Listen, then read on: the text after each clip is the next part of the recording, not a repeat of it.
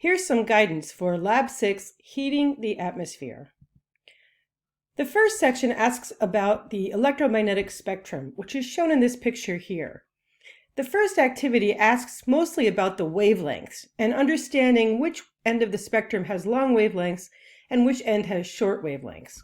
It shows the wavelength of the radiation along the bottom in micrometers on the left and meters on the right. So small is definitely on the left side and long is on the right side. This section right here is where the visible part of the spectrum is, and it's been blown up above so you can see it a little more clearly. You'll notice that blue is on the left and red is on the right. So that should give you a hint to which colors are short wavelength and which colors are long. Activity 2 asks about this diagram here, where they're showing incoming radiation that they're assigning 100%, and then they're showing you what percent is directly absorbed by the land and the sea, what percentage is absorbed by clouds in the atmosphere, and then what percent is reflected back into space. The only question on this page that I always notice students having problem with is number 5, and I think it has to do with the wording of the problem. So this is what they're asking. They're saying excluding the radiation that's reflected and scattered back to space. So that first clause right there, that first part right there means excluding all of this over here on the right. So excluding all of this right here.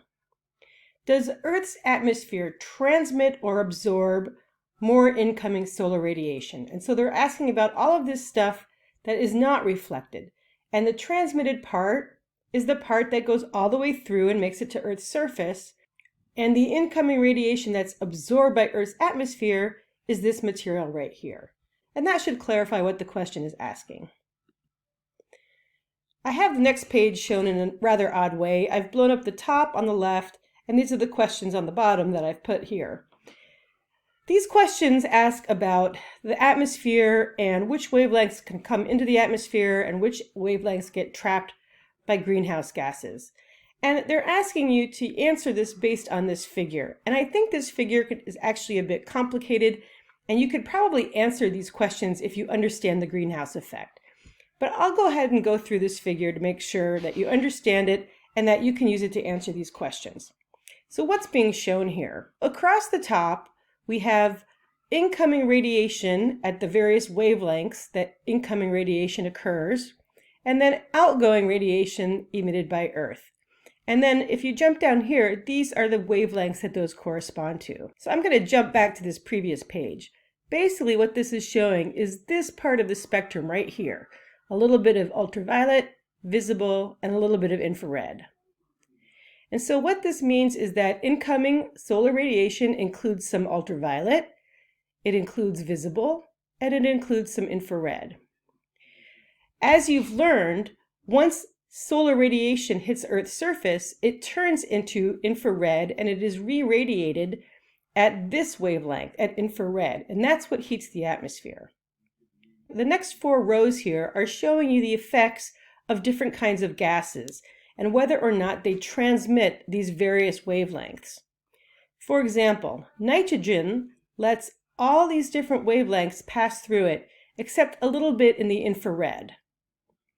Carbon dioxide lets everything pass through it, except over here in the infrared. There's a big window where it won't let infrared in or out, and then a couple places here.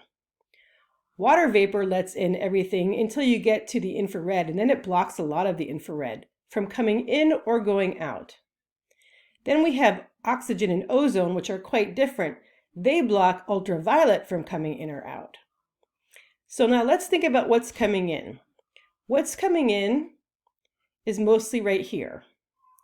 And in terms of what's being blocked, the ozone and oxygen are blocking the ultraviolet, and that's good because we don't want ultraviolet radiation coming in. And any infrared that's coming in, some of it makes it, some of it doesn't. But primarily, visible light comes in. And remember, when it hits the ground surface, it turns into infrared, and then it goes back out. But it can't go back out because it's being blocked by primarily water vapor and carbon dioxide. Nitrogen does just a little bit of blocking, but it's not very significant. And that's why we call carbon dioxide and water vapor greenhouse gases, because they trap the radiation leaving Earth. That's the explanation of this diagram, but again, you might already know that carbon dioxide and water vapor are greenhouse gases, and they trap Earth's re-radiated heat. The next page isn't really part of the lab in terms of a question to answer, but this is a great diagram that summarizes Earth's greenhouse effect and two other extremes, so I just wanted to show this to you. In the middle, we have the situation in Earth. We have visible light from the sun coming in and hitting the Earth's surface. It turns into heat, which is radiated at a longer wavelength. And some of it actually goes out, and some of it is absorbed by greenhouse gases and comes back in. And that's good because it keeps us warm. However, the problem today is that more and more greenhouse gases are accumulating in the atmosphere very quickly, and we're trapping more and more of that heat, and that's causing global warming. But a little bit of this greenhouse effect is absolutely necessary to keep Earth warm. On the moon, where there's no atmosphere at all, the sunlight comes in, turns into radiation, and 100% of it goes back to space. So the moon is very cold. Venus, on the other hand, if you recall, has an atmosphere that's 95% carbon dioxide. So sunlight comes in, it turns into radiated heat, and all of it pretty much is trapped. So it's a balmy 941 degrees Fahrenheit on the surface of Venus. So this is a good way to understand the greenhouse effect when you see these end members and see how Earth is lucky to be in the middle. The next page has to do with this diagram right here. Two cities that are at the same latitude, but one of them is in the middle of a continent and one of them is near a coast. And remember, if a city is in the middle of a continent, then it's surrounded by land, and land heats up quickly and cools down quickly compared to water. So its summer temperatures are going to be very hot, and its winter temperatures are going to be very cold, whereas a coastal city is going to have a smaller temperature range throughout the year. So you're going to simply answer these questions, and this graph up here is not involved. Which city has the highest monthly mean temperature? So the months are here, and the means basically are every month. For example, on city B, they're here, and they've been smoothed out in a curve. And these questions aren't too tricky, but question 8 seems to give some people some trouble. They're asking which city reaches its maximum monthly mean temperature at an earlier date. So what are these maximum monthly means? Well, for city A, the maximum temperature is at about the location I'm showing with the arrow. For city B, the maximum monthly mean is at about that position that I've shown with an arrow. So looking at the months down here, which one occurred earlier? All right, so I think you can answer the rest of these questions. This one over here asks about one day, not 1 year, but 1 day of temperatures. And so at what time of the day is it the coolest? We have temperature in degrees Fahrenheit and centigrade. At what time is it warmest? Then they ask for the daily temperature range. And so that's going to be the difference between the coolest and the warmest temperature. Then there's some other calculations that are pretty straightforward. Number 6 asks, how would cloud cover influence the daily maximum temperature? Cloud cover is going to make it so that the sun is not going to reach the surface. It's not going to get as warm. So your maximum temperature is probably going to be colder. What about the daily minimum temperature at night? Well, that's probably going to be warmer because the clouds are going to be like a blanket and trap that Earth radiation. So overall, number 8 asks you to draw the temperature profile during a cloudy 24-hour time period, and it's going to look something like that. The next set of questions have to do with these diagrams, and I discussed these in one of the learning videos. These are isotherms for January and July, and the previous question asks, do they trend north-south or east-west? And they trend east-west, meaning they run in an east-west direction. So I have not assigned all of these questions. Make sure you look and see which ones I assigned. One that tends to give students a little bit of trouble is the one about calculating the annual temperature range.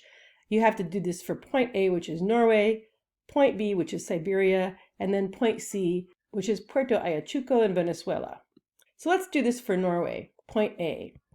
Here's Norway in January and July, and you have to just read where it is on the isotherms to figure out the temperature range. So in July, the temperature is 50 degrees. In January, it's 30 degrees. And so the difference, the range, is 20. And then you have to do the same thing for Siberia, which is point B, here and here. And notice that up here, we're in negative values. And then they ask you to explain the differences. And then when it gets to Venezuela, that point C is here. Finally, the last part is the lab report. And again, I did not assign all the questions, so make sure you take a look. One of the most important questions is number 4. Briefly explain how Earth's atmosphere is heated. So that's a very important question. You'll certainly see it on your exam. And the answer is that the visible sunlight heats the Earth and it turns it into infrared radiation, which is then trapped by greenhouse gases. This question over here is similar to the one about a city that's landlocked versus a city that's near the coast. So that's it. It's all about heating the atmosphere. Make sure to come to my office hours if you have questions.